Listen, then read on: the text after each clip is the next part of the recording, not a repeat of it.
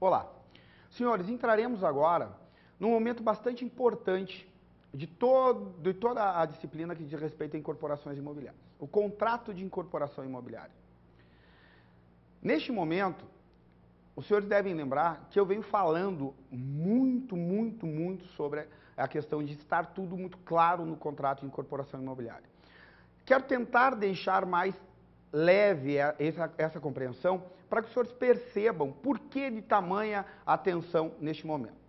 Por incorporação imobiliária, tem-se um negócio jurídico pelo qual o incorporador se obriga a realizar, pessoalmente ou através de terceiros, a construção de unidades imobiliárias em edificações, coletivas ou não, com o objetivo de transmitir a propriedade das referidas unidades aos respectivos adquirentes, através de contratos específicos durante a construção. Por sua vez, obrigam-se os adquirentes a pagar o preço da unidade que se comprometeram a adquirir. Pois bem, por que eu me referi coletivos ou não? Senhores, um contrato de um edifício possui um modelo, que é coletivo, onde as pessoas circularão obrigatoriamente pelos mesmos caminhos. Um contrato referente a um condomínio de residências térreas podem ter uma nuance um pouco mais individualizada. Não que ele não seja coletivo, ele é coletivo. Isso teoricamente. Mas no que diz respeito ao processo de uso deste condomínio, existe uma distinção bastante clara. Pois bem, quando eu me refiro ao contrato, vejam os senhores, nós falamos aqui de contrato com o construtor, com o incorporador, que ele se obriga, ele se compromete a construir individualmente, ou ele, ou com terceiros, os chamados empreiteiros. Como exemplo, temos o contrato de promessa de compra e venda, o contrato de permuta e o contrato de compra e venda com pacto adjetivo de alienação fiduciária. Vejam bem, senhores, são 3 modelos de contratos. Só que cada um destes contratos estão linkados a uma série de outros contratos. Os contratos entre o incorporador e o adquirente, entre o incorporador e o construtor, que por sua vez pode ter este construtor um outro contrato com o responsável, o empreiteiro responsável pelas determinadas etapas dessa edificação, o que não é proibido, não é ilegal. O próprio construtor pode ter um contrato com o incorporador e um contrato, por exemplo, com uma empresa de estruturas pré-moldadas, por exemplo.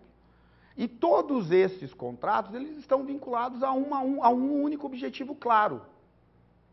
O de construir algo. Este é o objetivo de todo o empreendimento imobiliário dentro das incorporações imobiliárias. O objetivo final não é um contrato de intenção de compra e venda de uma fração ideal. Não. O objetivo final é a venda de algo, de uma casa, de um edifício, de um apartamento, de uma garagem, etc, etc, etc. Então é muito importante os senhores compreenderem, dentro do contrato de permuta, o contrato de compra e venda, com o pacto adjetivo de alienação, etc., podem ser vinculados a uma série de outros contratos. Isso é muito importante que os senhores percebam e tomem o cuidado de deixar muito claro como esses contratos vão trabalhar. A intenção é só uma: construir algo, terminar esta construção, buscar o habite-se, averbar e passar a responsabilidade ao adquirente, à pessoa que comprou, dentro da composição do condomínio. Então vejam os senhores, os contratos têm que estar claros dentro dos contratos. Qual é a área, o que está sendo vendido dentro dessa área, a área total, a área útil, a área comum, tudo isso dentro do contrato. Tenha ele a tipologia que tenha, certo? O contrato de permuta tem uma característica, o contrato de compra e venda simples tem uma característica, o contrato de compra e venda com o pacto adjetivo de alienação fiduciária, geralmente isso se dá quando a própria incorporadora está financiando o imóvel ou busca uma parceria com um determinado órgão financeiro do mercado.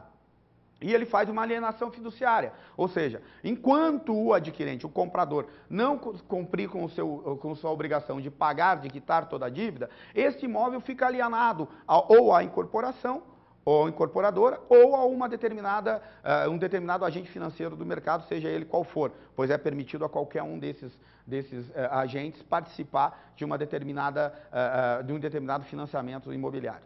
Contudo, os senhores devem ter o cuidado de compor este contrato, de deixar claro ao seu cliente o que ele está comprando. É o senhor, incorporador, que irá construir, através de regime de empreitada sob preço definido, ou sob preço reajustável, ou o senhor está vendendo simplesmente a fração ideal do lote, do terreno, dando a ele a possibilidade de construir seguindo as especificações de um estatuto de condomínio, aquele que o senhor está sugerindo, como foi falado em aulas anteriores, que aquele que dará as normas, as regras, as diretrizes para que se componha esse condomínio futuramente. O que lhe dá direito, o que ele pode ou não fazer. Ou seja, é aquela velha máxima, o meu direito termina quando começa o do outro.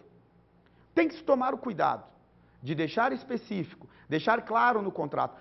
O senhor pode fazer vários contratos, mas todos eles vão acarretar num único objeto, que é a averbação daquela unidade habitacional específica. Feito isso, fez-se tudo isso, abriu-se a matrícula, individualizou-se as habitações coletivas, ou as garagens, ou as salas comerciais, gerará um novo documento que vai unir todos esses outros contratos, dizendo as obrigações do incorporador, a que ele se comprometeu a entregar. Entregou? Ok. Todas as sanções, todas as determinações, todas as possibilidades de reforma ou não reforma, quem executou, de quem é a responsabilidade, por exemplo, de um problema hidráulico, é do incorporador, sendo ele construtor, passa a ser de responsabilidade plena dele, independente de ter terceiros ou não. E é nesse documento, neste contrato, que isso deve ter especificado. Encontramos no mercado inúmeros contratos com páginas e páginas e páginas de definições, contudo com conteúdo um pouco duvidoso, o que gera determinadas inseguranças no cliente no processo de construção. Se os senhores buscarem basear-se na lei 4.591 e todas as alterações, que são duas ocorridas em todo esse tempo, de 64 até 2012, se os senhores tiverem o cuidado de observar, seguir as regras, observar ali o que é direito, o que é dever, deixar claro, ter o cuidado de ter um outro contrato ou um outro documento jurídico que deixe claro qual sua postura enquanto incorporador. Se o senhor é o construtor, se o senhor é o responsável por contrato com terceiros. Porque vejam bem, senhores, existirão cláusulas dentro desses contratos que vão definir prazos de entrega.